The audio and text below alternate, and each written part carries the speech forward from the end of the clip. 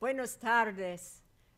Thank you very much for giving me this opportunity to talk to you. I'm Linda Kwan. I'm a physician at Seattle Children's Hospital, where I've taken care of a lot of drowning patients, children, and their families.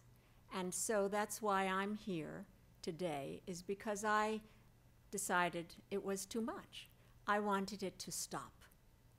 So there's this old story that you've maybe heard before of all of these people floating down the river who have drowned, and someone at the bottom is pulling them out.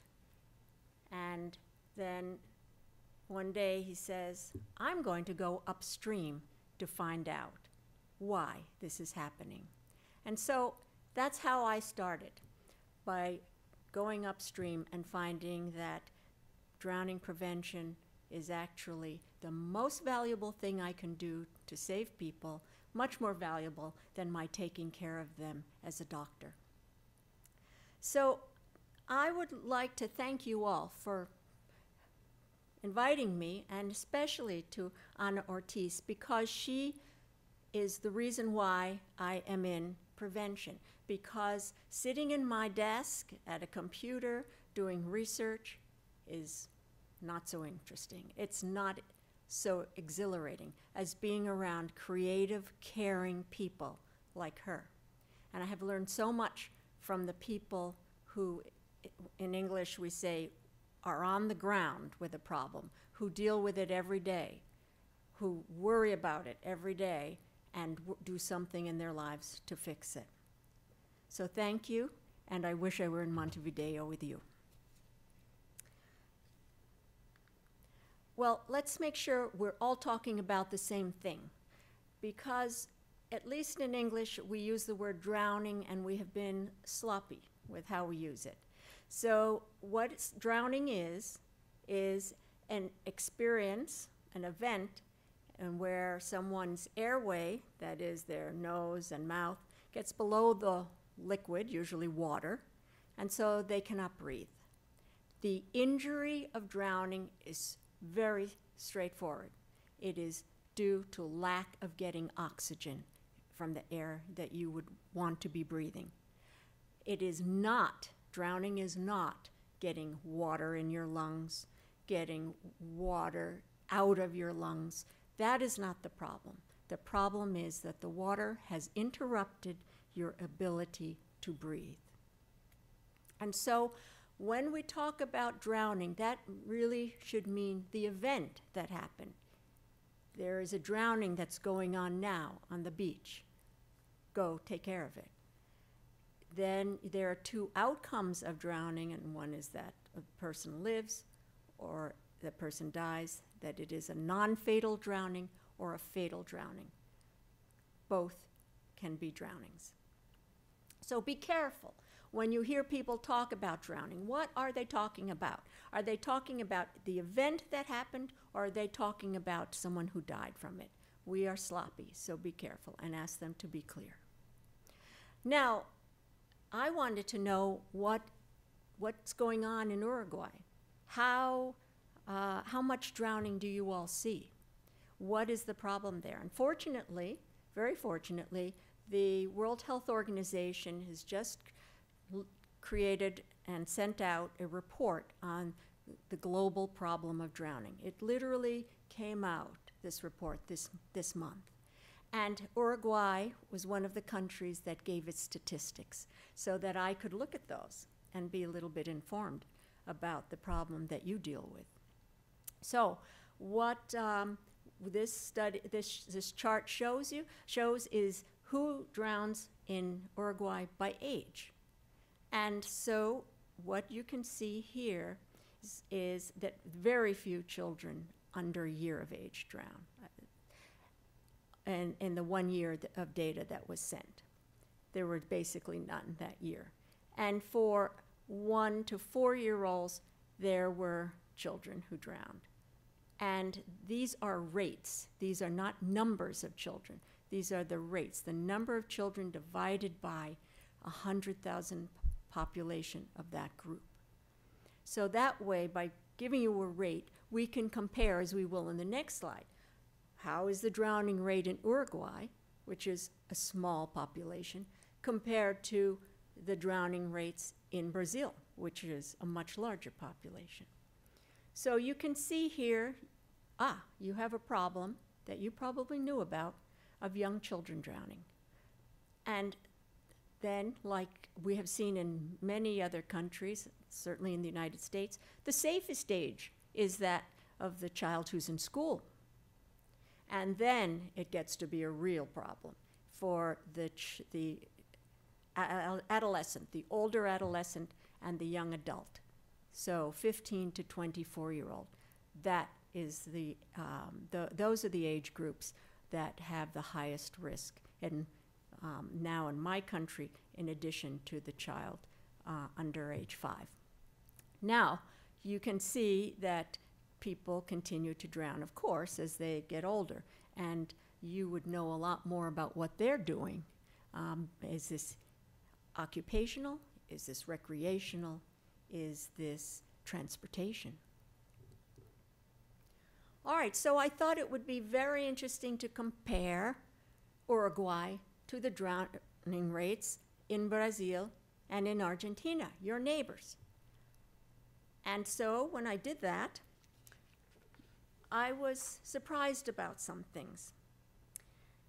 First of all, that the curve, if you will, of that graph is there's a little peak in the children under age 5, the preschoolers, and then it drops down, and then it gets big again for all of the countries involved, as we talked about, who in the age group of the older adolescent to young adult, and then it continues on. But what surprised me so much about this data from South America is that it's very different from the data from Asia. It's very different even from the data from the United States and from most other countries in the world, because in these other countries in the world, the biggest bump, the biggest peak in the graph is usually in the child under age 5. So drowning, in my mind, as a pediatrician, it's a pediatric condition, because in my experience, it primarily involved what I was seeing, the child under age 5. But that's not true in South America, and I wonder why that is. I must say that when we look at the drowning rates in the United States among certain groups of people, we do see that in the Hispanic group, we lump everybody, basically south of our border, into that group when we're looking at statistics in the United States. Forgive me. We find that that is true, that subgroup of people in the United States do not have the high drowning rates in that preschool age child. So I wonder why that is, and I want you to be telling me this after.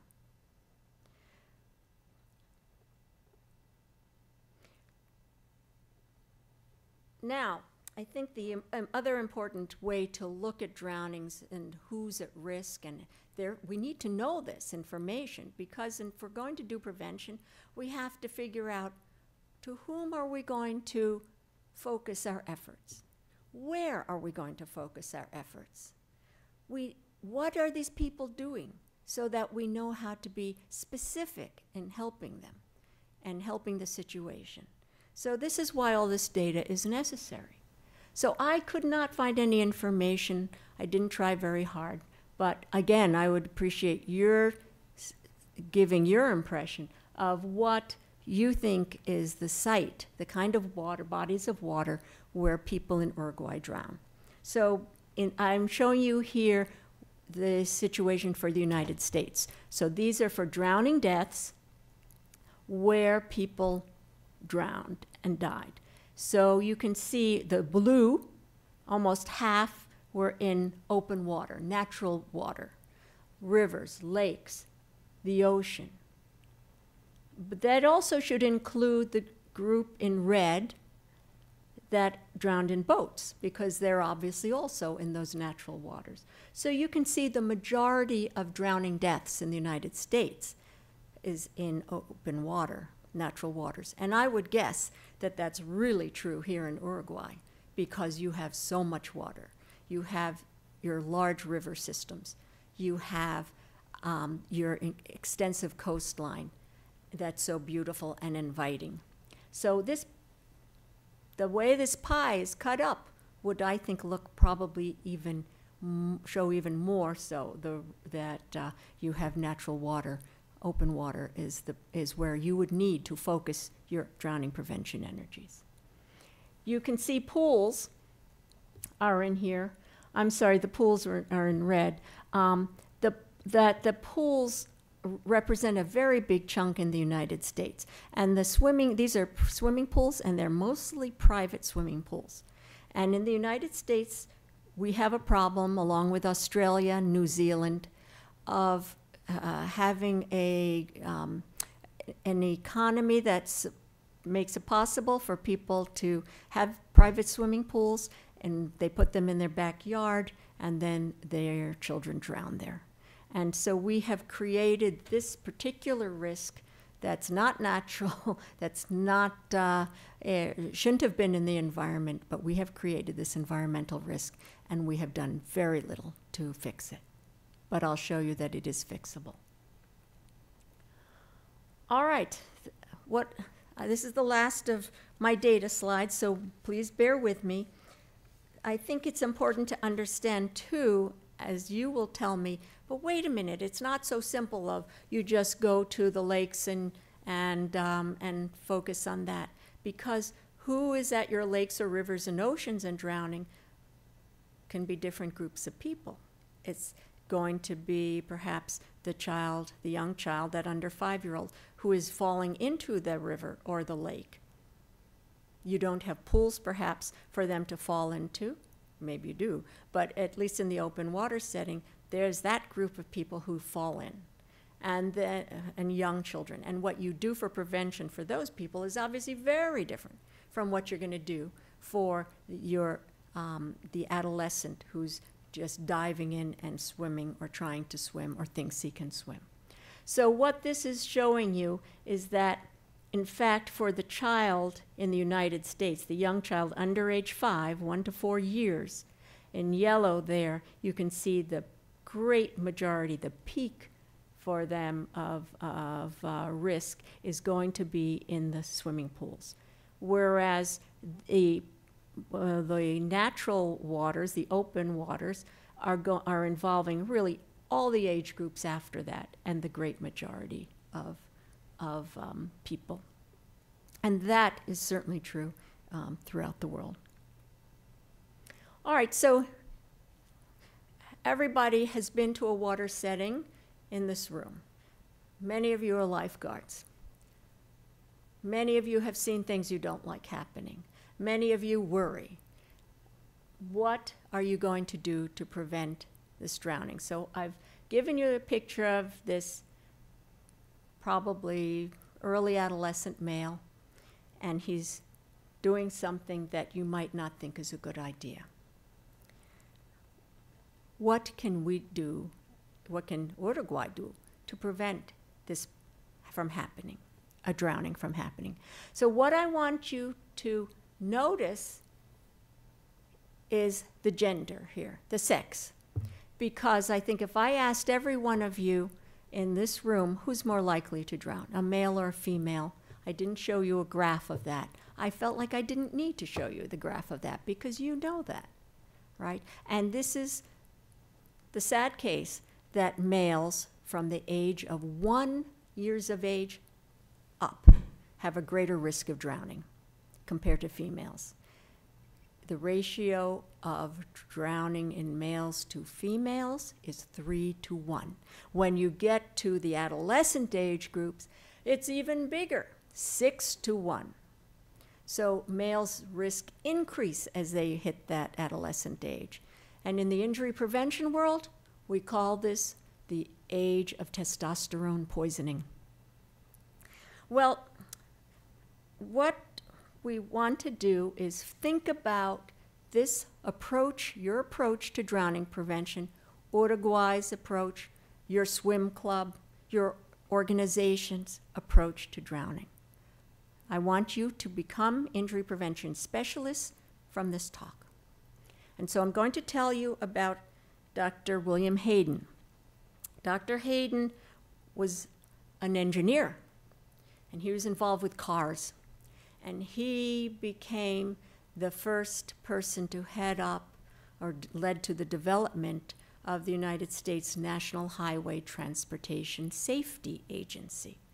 It's the first and unfortunately almost the only organization in the United States that focuses on injury prevention. Now, Dr. Hayden was a very organized man.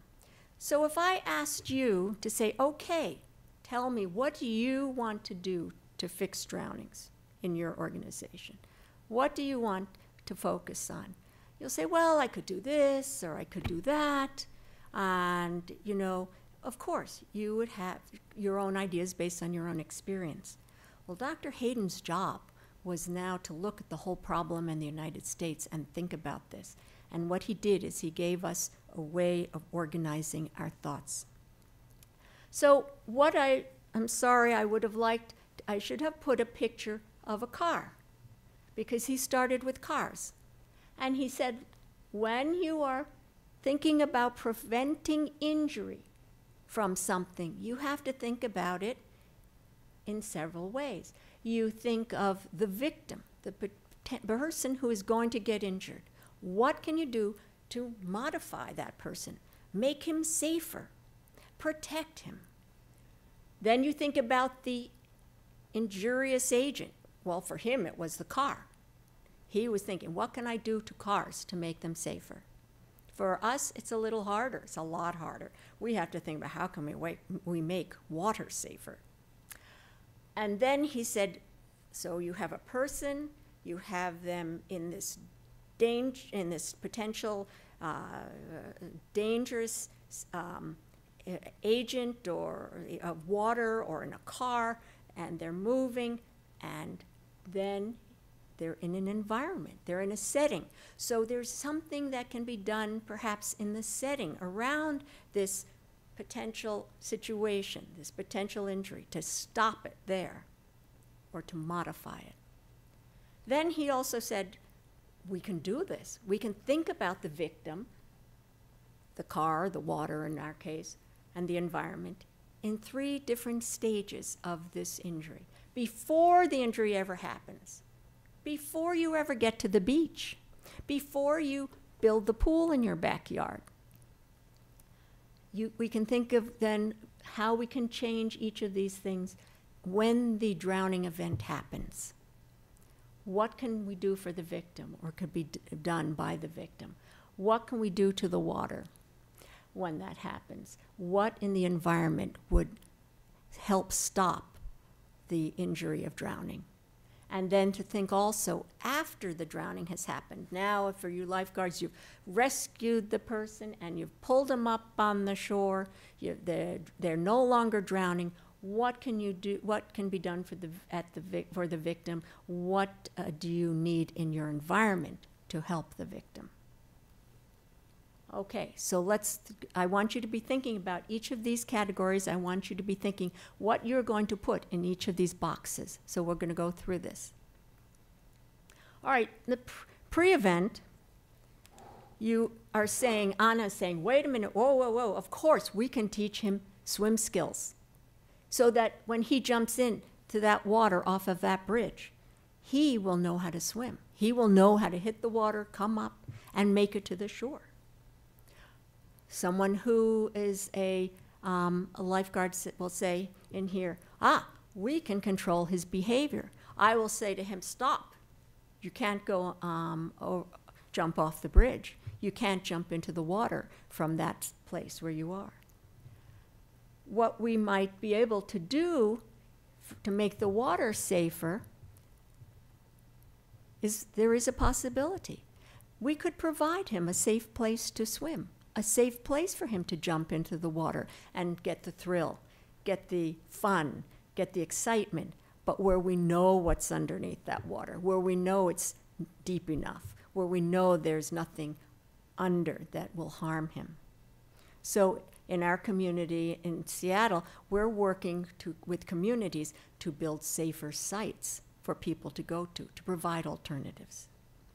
And then, of course, in the environment, it's what so many of you do, is we should have around this boy lifeguards. And it would have been even ideal to have his father or mother there saying, no way are you going to jump off that bridge. No. All right, so now we've gone past that. Those things have all failed. He never took the swim classes or finished them or reached adequate skills in honest classes. He's chosen this site because it's near his house. He didn't have transportation to go to the safer place or money to go to the pool, and there are no lifeguards there. So when the event happens and he's drowning now, all you can do is hope that, well, maybe in honest class, he did learn some survival skills. Maybe he didn't get to the point that he could swim 100 meters, but maybe he can remember to float. Maybe he can remember to tread water. And if you are a lifeguard who's in that area and you see this person drowning, you would want to have in your environment something you could throw him, some rescue materials, and certainly even more than that to help you do that. And then once you have rescued him, gotten him out, somebody needs to know CPR. Someone needs to call for help. You certainly probably are hoping that that there are other people in the area who can help you take care of him, and you could call 911. For us, 911, the emergency medical services. All right, so Anna's probably very upset, or maybe she's not, because Anna's very cool. But what we want you to notice is we didn't talk a whole lot about educating. And I want you to think about that. This boy is entering this age group up here at the top of the slide. Very testosterone poisoned. Huh? Very difficult to deal with, perhaps. Hard to teach, but still teachable. And then we have this other group. These are the two age groups that are most at risk for drowning, we said, in our societies. And this age group are really, do you see similarities? Ah, yes. This age group, the young child, also doesn't listen very well, also wanders and goes off on their own, also doesn't have all the skills they need. And also, can you teach this child at this age to do what's necessary? Maybe. Would you rely on it? Not really. What about the adolescent? Can we take away the testosterone poisoning? I think we've all in injury prevention seen lots of times when was very smart children, teenagers, very capable, never got in any trouble, never had risk-taking behaviors, still can get into trouble because their mind is developing just like this young preschool age child's brain is developing, so that there's only so much you can do. So we have to think about things other than totally focusing on the victim. That's all I want to say about that. All right, now I wanted to bring up one very interesting point for me, and that is within Uruguay you have different populations, I'm sure. You have people who are of different groups, no doubt, people who perhaps are different cultures. And what I want to know from you is, do you think that they are all equally water safe or equally at risk for water problems, for drowning? And so what we have seen in the United States and what has been seen in the Netherlands, has been seen in Australia, is that there are different risks among different peoples who live in that country. So in the United States, those Americans who are black have a much greater risk of drowning than those who are white and those who are Hispanic. I didn't include on this the indigenous peoples, the American Indians, the Native Americans, because they have an even higher risk than the blacks. So there is something different about different groups. So what other studies have gone on to show is that the drowning risk really is so much a function of how you grew up around water. We need better studies to actually really pin down that. What is it? But this study is probably one of the most important because this researcher interviewed the various minority groups in inner cities in the United States, and they asked them, were they able to swim? And what you see here is that there are marked differences in swimming ability. And what they have gone on to do is to find out that especially amongst blacks, there in America, there is a fear of the water, so they avoid the water. But then their children go to the water with their friends, and then they have a higher rate of drowning because they have had no experience. So I ask this question to you in Uruguay. Who are your at-risk cultural groups? Because drowning, in my mind, is a cultural problem. Okay, so what we've done, we've gone over all of this stuff about the data that shows us who is at risk, where we should focus our attention to prevent drownings. We should focus on certain age groups, preventing drownings in the children under 5 years of age, those who are older adolescents and young adults, males. We should focus on the minorities.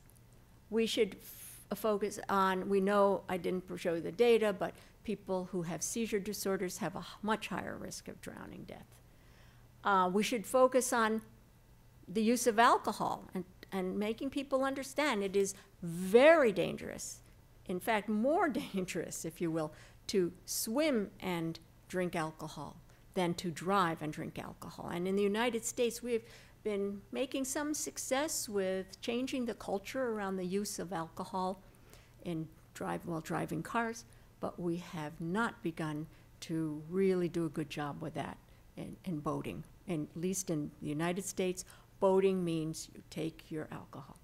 And that when the other factor that we know is a risk factor is that those who are not wearing their life jackets in a boat are at higher risk, and those who have not had swimming lessons. Okay, I'm going to ask you to do this now. I want you to focus. What are you going to teach? What is the message you want to do? And so I put together a group of international experts that I met at a meeting in Portugal, and we said, okay, let's all get together, sit down, make some decisions. What's really important in drowning prevention? What do we really want families or people who are going to the water to be aware of, to know? And so what are the messages we want to our organizations, our countries, International Life-Saving Federation, everybody, to give to these people? So we sat down and we made a list. 130 things came up. Whoa, it's too many. So we said, okay, prioritize it. You get to vote. And everybody from representatives from 18 countries were on this group, this committee, and we cut it down. Oh, still too many. Okay, you vote again, making hard choices, very difficult choices. Okay, still too many. Finally, we came up with 8 messages for the person who is going to take care of themselves. Take care of yourself is our message. And so these are the messages we came up with. Learn to swim and to learn water survival skills. While we go through these, I want you to be thinking, which of these are scientifically proven to be good advice? Which of these recommendations has science behind it that supports my spending my time, my energy, my few resources on promoting this idea? Because it works. Okay, the second one was never swim alone. Obey warning signs and flags. Never swim after having drunk alcohol. Learn when and how to use life jackets. Swim in areas where there are lifeguards. Pay attention to the water conditions and the weather conditions. And always check that, enter the water feet first in water that isn't deep or is unknown to you. So which of these do you think? You get to pick 3. Which of these is based on science, on evidence that will be helpful, that they are helpful? All right, I have put here in red the ones that have data to show that they work. All right, we're going to come back to them and go through each of those actually. Okay, then we put together another list, the second list with 8. Again, what's the advice we should be giving people who are taking care of others? And so again, teach especially children to swim and to have water safety skills. Swim where there are lifeguards. Establish rules before you go in the water, safety rules.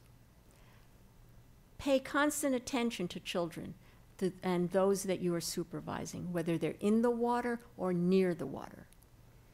Learn when and how to use the life jackets, especially for children and for inexperienced swimmers. Learn CPR. Learn how to rescue others safely without putting yourself in danger. And obey, again, the warning signs and warning flags. Now, which of these have data? And so you can see it's very interesting. Only half the time these recommendations, only half of our recommendations have data. So we need more research is the answer.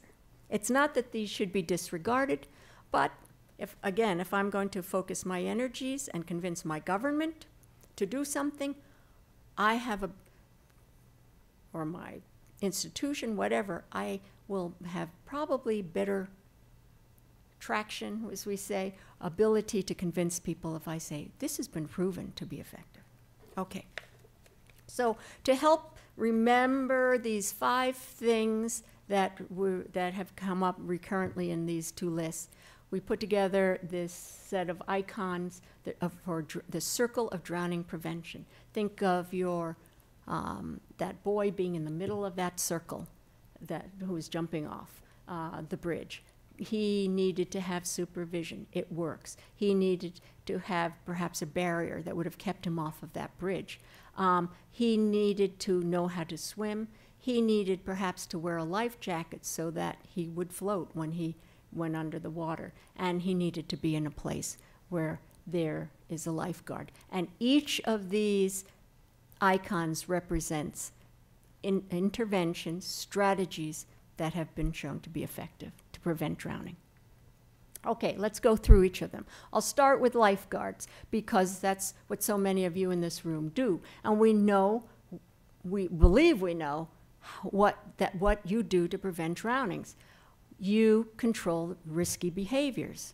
You prevent a drowning from ever happening by that. Once a drowning's happening, you have been trained, hopefully, to recognize a drowning that's in progress, which it turns out is actually very hard to do. And then once you recognize it, you know how to rescue somebody safely. And then once you have gotten them to a safe situation, you can start CPR. What is the proof?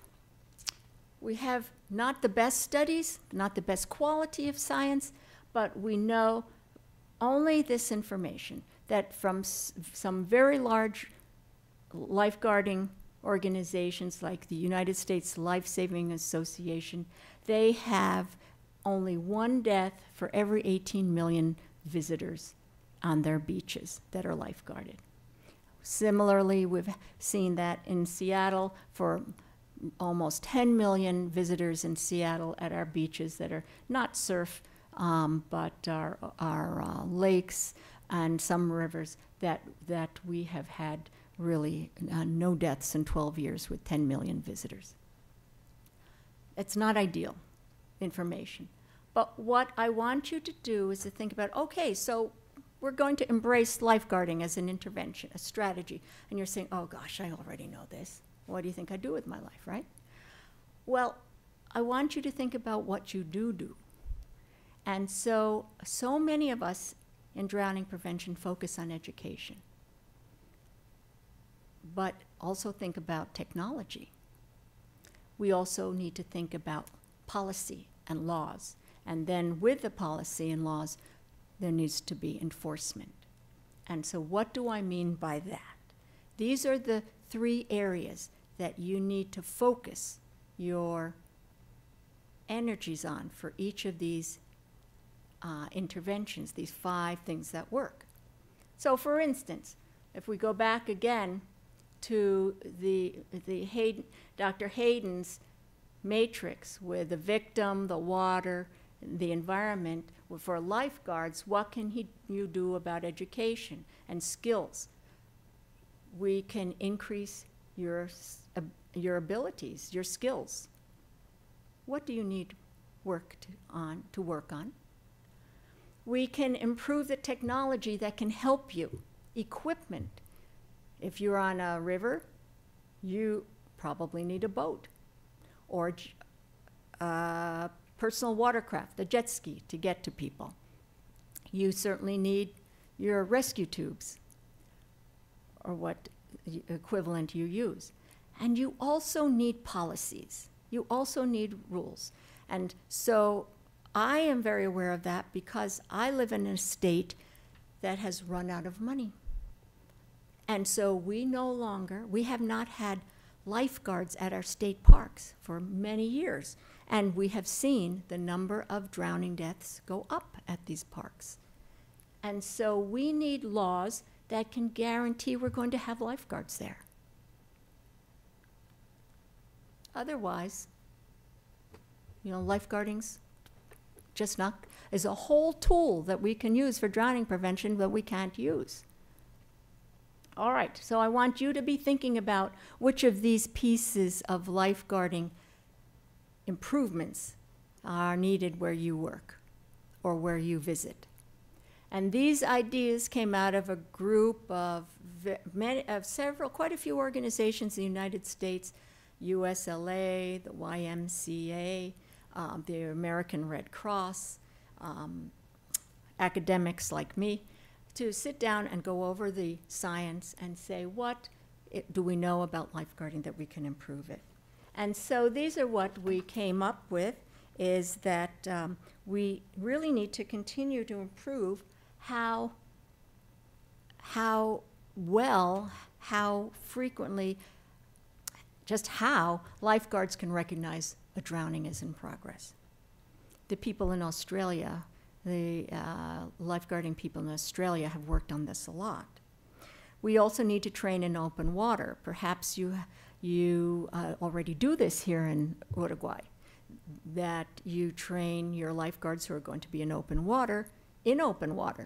But many times in the United States, our lifeguards are trained in a pool, just like we teach children to swim in a pool, and then we let them out and where they go and drown in open water. So another piece of information that was supported by study showed that if your management, lifeguard supervisor, is more present and watches over things more than just sending the lifeguards out, go do your job, call me if you have any problems. No, that if they're more involved, more present, that the lifeguards perform better and do reviews. And so we know there are just whole areas that need to be studied around lifeguarding, because this is a very important area. We need to know how long you should be on duty, because attention dwindles after 10 minutes, 20 minutes, by half an hour. Attention is very difficult to maintain for a lifeguard who's watching so many things for an event that is very rare. All right, so we need more study. Of course, a researcher will say that, right? Okay.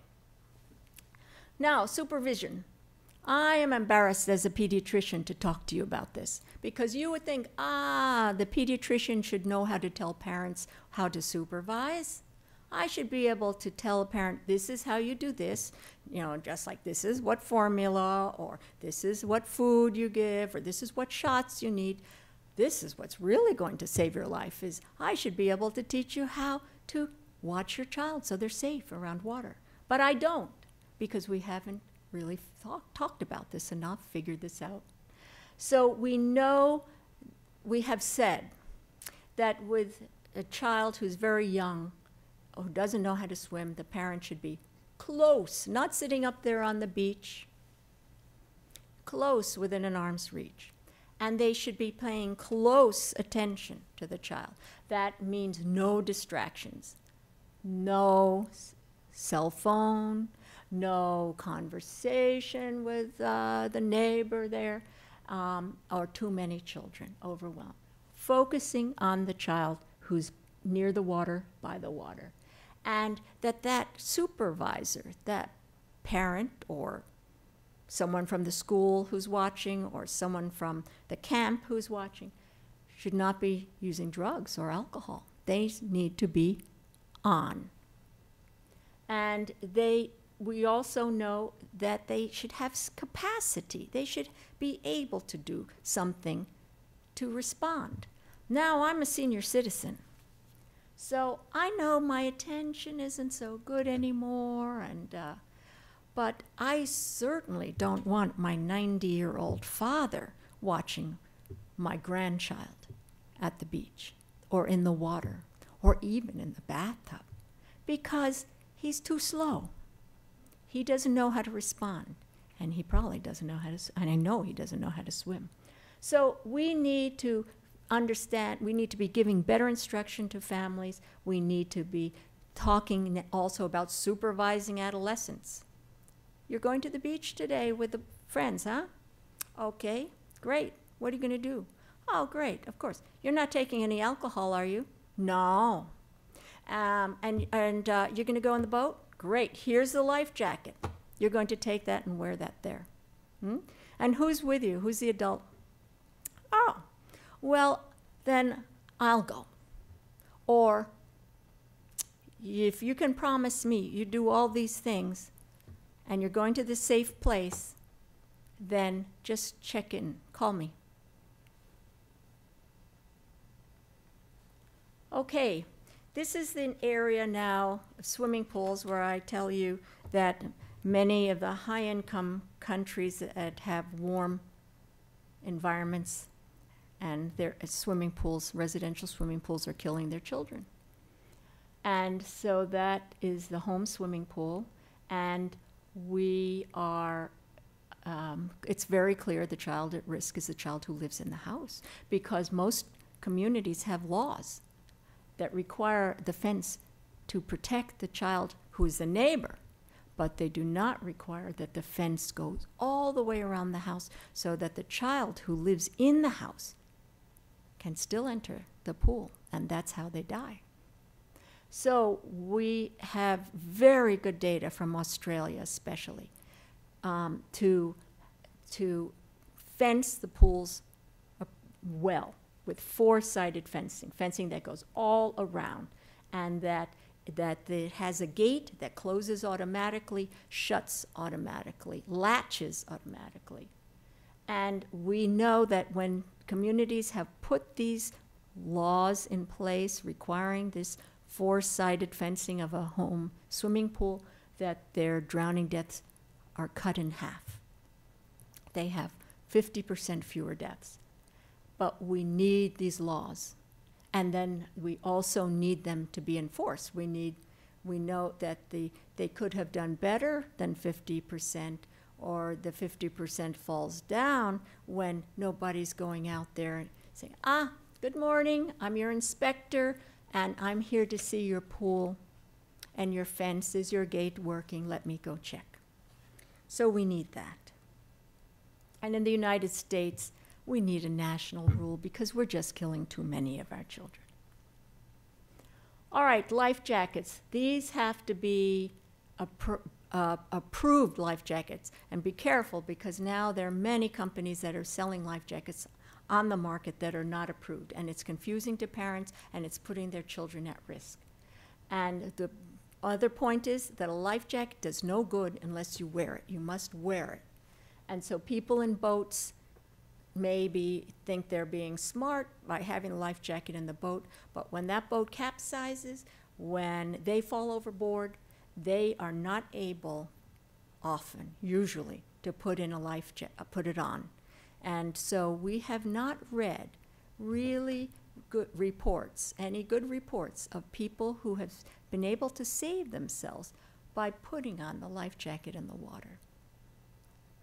We know that if they are wearing a life jacket in a boat, that their risk for dying is 50%.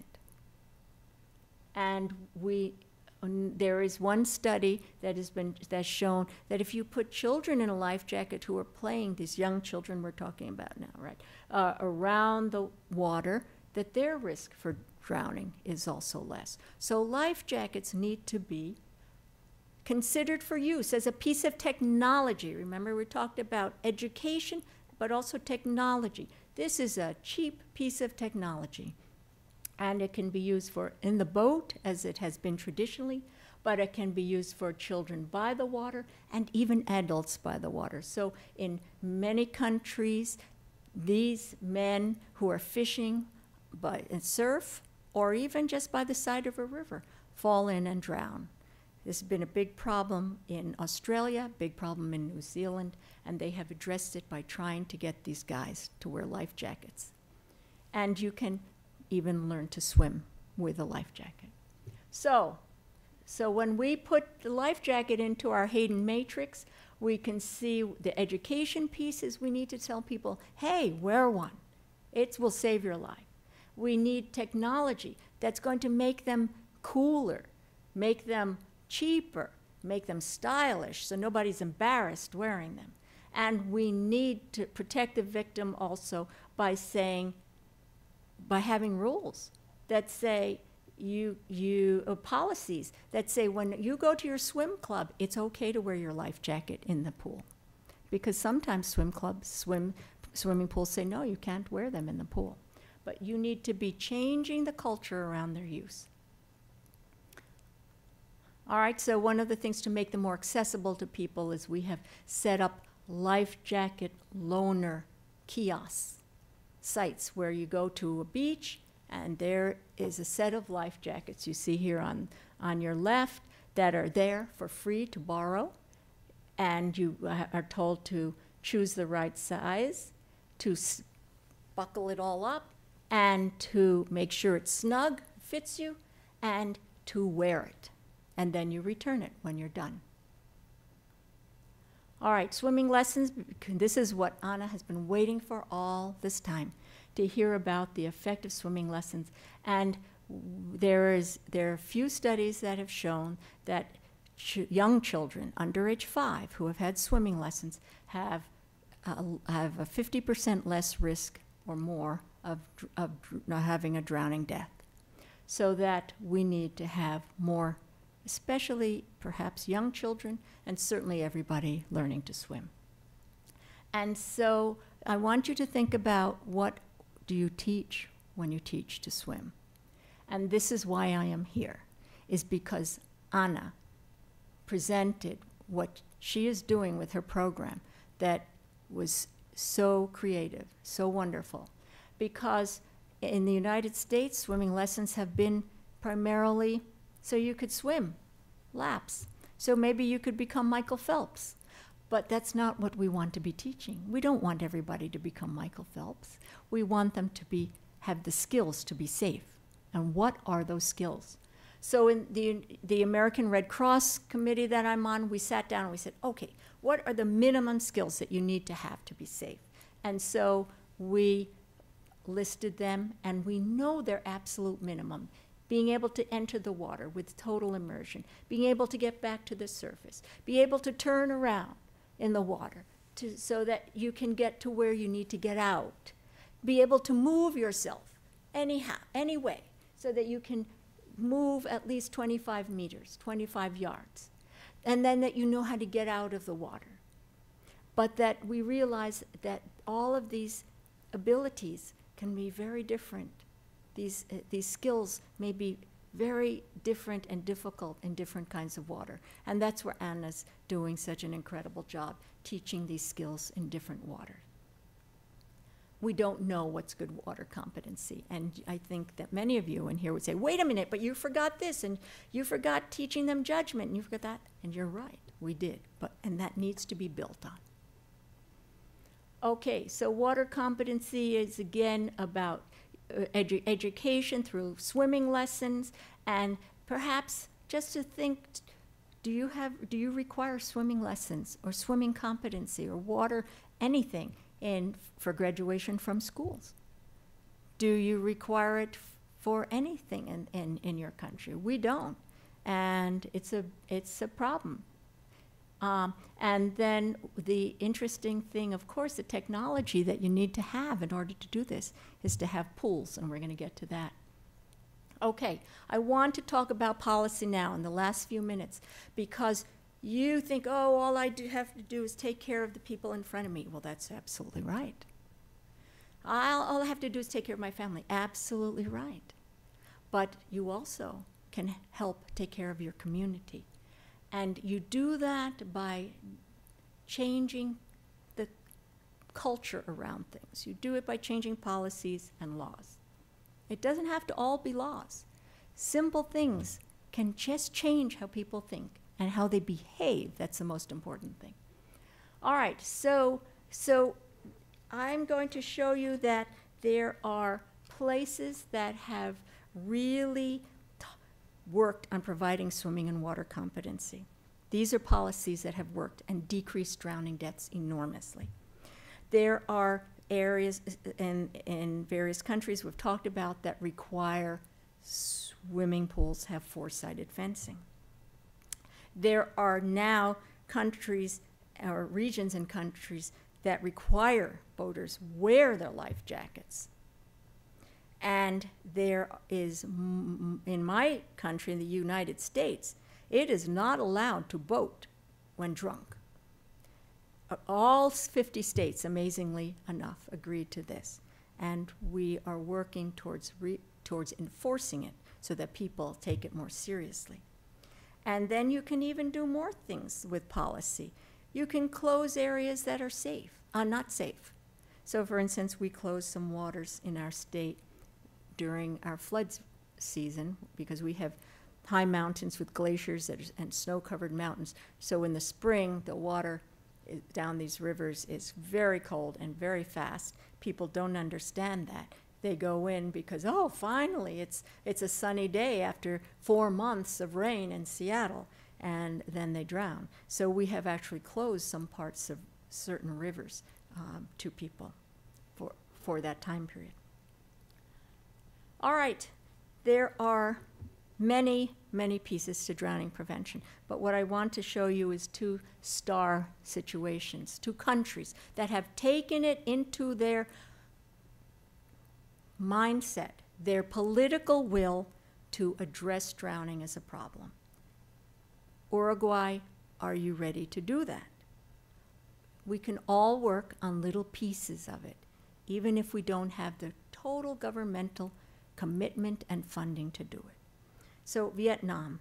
Vietnam 10 years ago said, injury is what is killing our people. It is not infectious disease. That was a surprise to me. But that's certainly true in my country. Many more people die of injury than die of birth defects, infections. Everybody's running around talking about you know what now. But the number of people who have died of infections in our country is very small compared to the number who are in motor vehicle accidents, drowning, etc., etc. Okay, Vietnam said, we're going to start teaching swimming to our children. Well, they didn't have pools at all their schools. Who does? So they had this idea, let's use portable pools. So they have these portable pools they'll take to a school and have it there with swimming lessons for a while, then they pick it up, move it to another school. It's brilliant. They have put life jacket loaner programs at the beaches, and they have worked on standards for their life jackets on ferries.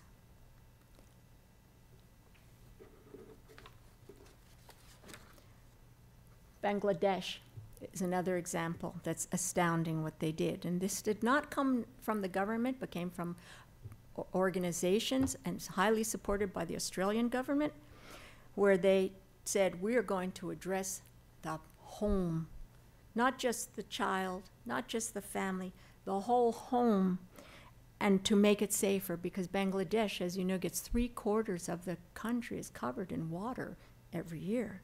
And so they did education, working with the parents to increase their awareness about drowning and what they could do. They removed the water, if you will. Remember, we kept saying, how do we make water safer? Well, you can remove it. That's what the barrier does, right? So they put covers on their big water vessels that they use to collect water, or that they use for cooking or water or for washing water.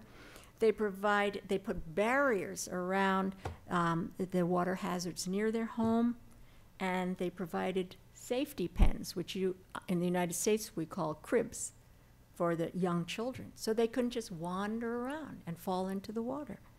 They also worked at an even bigger level, the community. So they got the whole community aware that drowning is something they could work on. They provided a daycare so that these children had supervision. They eliminated hazards around, they covered the wells, they created pathways so that their children could be safer going to work or play or school, and it would help their dads out. And they evaluated every drowning accident. So what I am saying is that I want you to think of drowning prevention as multiple pieces you can work on. Not just one, but pick one that makes sense for you.